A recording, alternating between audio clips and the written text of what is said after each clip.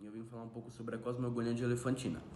Cosmogonia egípcia eram versões e teorias sobre a história dos deuses egípcios que o povo acredita.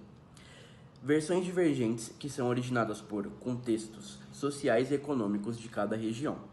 Era um grupo de 3 deuses localizados na ilha de Elefantina, no rio Nilo e no sul do Egito. Canum, ele foi um dos primeiros deuses e foi considerado o deus da criação. Era um deus que ele modelava a humanidade e até outros deuses. Anuket era a mulher do Canum e ela era conhecida como a deusa da fertilidade e dos fluxos das águas. Seu nome ele significava abraçar, pois as águas do rio Nilo elas abraçavam os campos ao redor e nutriam a terra para o cultivo. Então, ela usava seus poderes para nutrir o campo ao lado do rio. A Satete, filha de Canum e de Anuket, conhecida como a deusa da caça. Ela também era conhecida como aquela que corre com a flecha e ela utilizava dos seus poderes para ter o alimento. So let's talk a little about philosophy, shall we?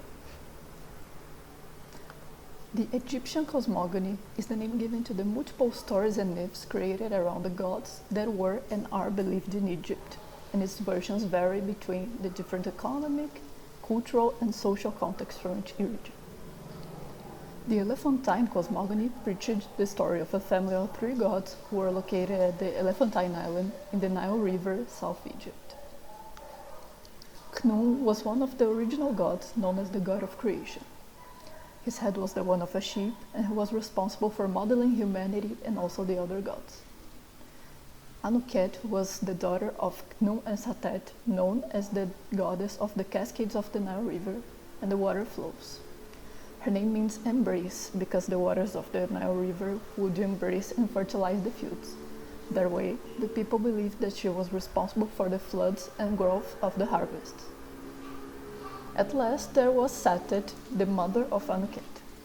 She was known as the goddess of hunt and fertility, and she provided food and supplies for the Egyptians and is symbolized by a woman with a plumed head and a bow.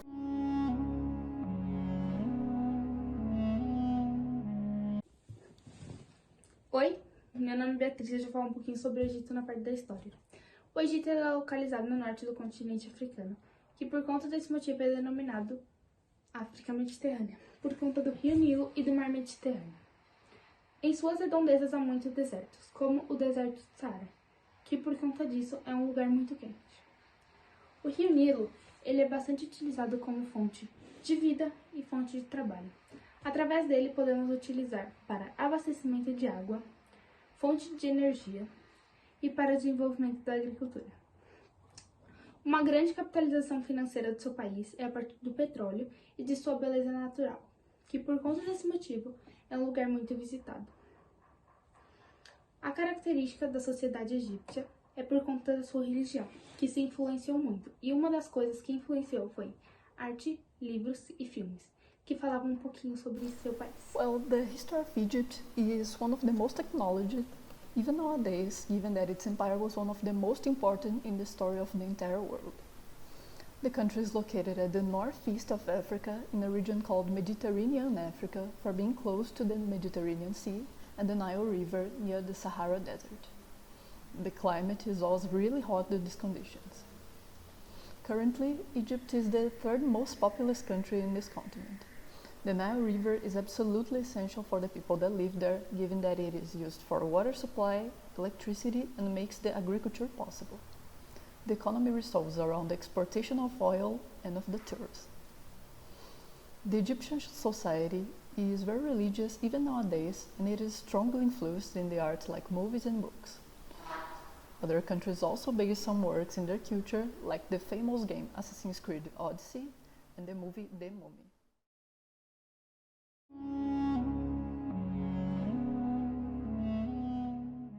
Eu sou o Enzo e eu vou apresentar o trabalho de matemática. Eu fiz a pirâmide com alguns blocos que eu encontrei na minha casa. Aqui temos a medida do cubo.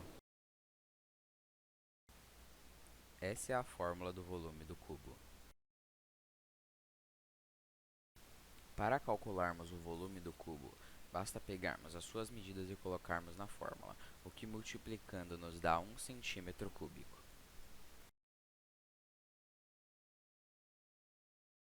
Para calcularmos o volume total da pirâmide, basta pegarmos o volume de um bloco e multiplicar pela quantidade de blocos, no caso 16, o que vai nos resultar em 16 centímetros cúbicos. So my friend Pizzi constructed a pyramid made of wooden blocks so we could calculate its volume. He took a cube that was 1 centimeter per 1 centimeter and he placed those measurements in the formula to discover the volume of the cube. The formula V equals the area cubed. In this case, the result was 1 cubic centimeter.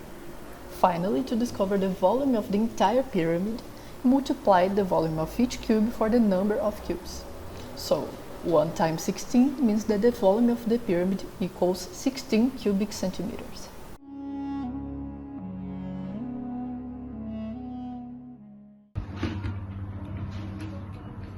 Oi gente, tudo bem? Meu nome é Beatriz Albanês e hoje eu vim falar um pouquinho mais com vocês sobre 3 desenvolvimentos científicos e tecnológicos que os egípcios criaram e são utilizados até hoje. Claro que eles foram aperfeiçoados ao longo do tempo, mas a gente vai ter como em base de onde eles surgiram, como eles foram criados. Esses 3 desenvolvimentos eles vão ter como base a área da saúde. O primeiro desenvolvimento são os preservativos. Eles eram feitos por tripas ou peles de animais. Um tema bem curioso é que eles têm um design muito parecidos com os de hoje em dia. E acredite-se que eles eram feitos não, mas sim utilizados em rituais mágicos e não como métodos contraceptivos de fato. Agora eu vou deixar umas imagens para vocês perceberem como eles eram bem parecidos com os de hoje em dia.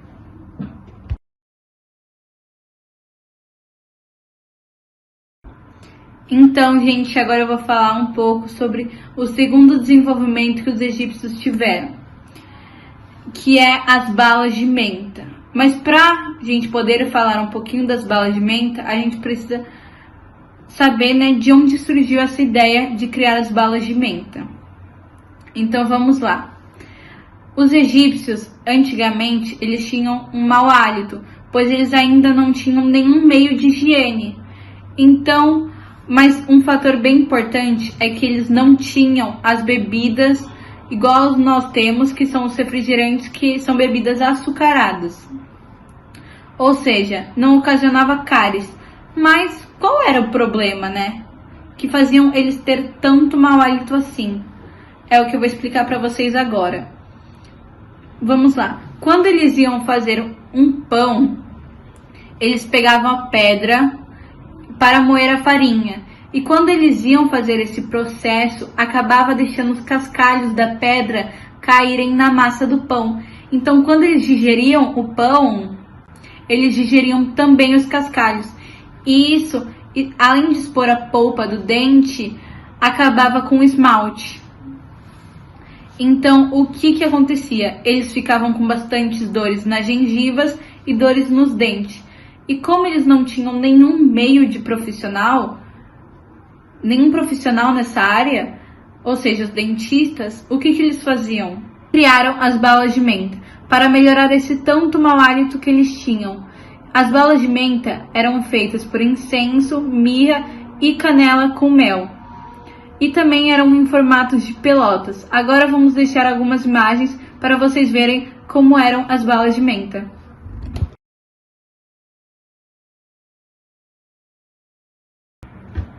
E por fim, gente, eu vim falar um pouco sobre o terceiro desenvolvimento, que foram os cremes dentais, ou como deve ser conhecido hoje em dia pelas pessoas, mais conhecido no caso, que são as pastas de dente. Com isso, a gente já pode perceber que eles tinham uma relação muito forte com a higiene pessoal, já que além de eles terem criado os cremes dentais, eles também criaram as balas de mentas, e também as escovas de dente, que eu vou falar um pouquinho delas agora. Então, quem criou as escovas de dente? As escovas de dente elas foram criadas pelos babilônios juntamente com os egípcios. E elas eram feitas com pontas fiadas de galhos de madeira. Então, além de eles terem criado já a bala de menta e as escovas de dente, não satisfeitos, quiseram criar os cremes dentais. Então, do que eram compostos esses cremes dentais? Eles eram feitos com uma mistura feita com pó de casco de boi, cinzas, cascas de ovos queimados e pedras pomes. Então, a partir daí, a gente já pode perceber que não deveria ter um gosto muito agradável. Então, quando eles perceberam isso, eles quiseram acrescentar mais algumas misturas. Então, eles colocaram hortelã, flores secas de íris e grãos de pimenta. Então, assim, eles criaram as pastas de dente. E eu acho que eu poderia acrescentar uma coisa bem não muito importante, mas que logo após deles terem, feito essa base desse creme dental, quem revolucionou isso foram os ingleses e americanos. Então a gente pode perceber o quanto o Egito teve importância, nessa parte de higiene pessoal e dentre outras coisas, que eles também inventaram calendários, boliche. Para quem não sabia, eles também inventaram os boliches.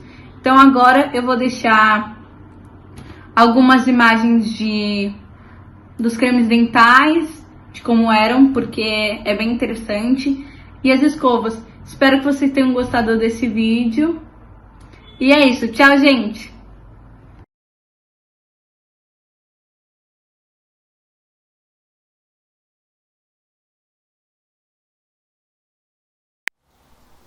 When we stop to analyze the things that were created by the ancient Egyptian civilization, multiple inventions created by the Egyptians and some that were created in the Old Age are extremely present even in the recent days.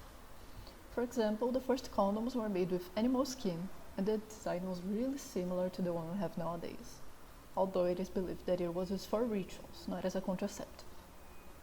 The former toothpaste was made from ox hoof powder, ashes, eggshells, and pumice stone. Later, the formula was preparated with rock salt, mint, dry iris flowers, and pepper grains. In the past, bad breath was a symptom of poor dental health and carelessness. They did not have sugary and sweet drinks that cause cavities, but stones that they used to grind the flour for bread deteriorated in the dough in sand and gravel, which ended up being consumed and wearing away the enamel of the teeth until exposing the pulp, making them vulnerable to infection. Then the Egyptians suffered from worn breath, seized gums, and pain, factors that generated inevitable bad breath. To deal with this, they invented the first breath mints, which were combinations of incense, myrrh, and cinnamon boiled with honey, which were shaped like balls.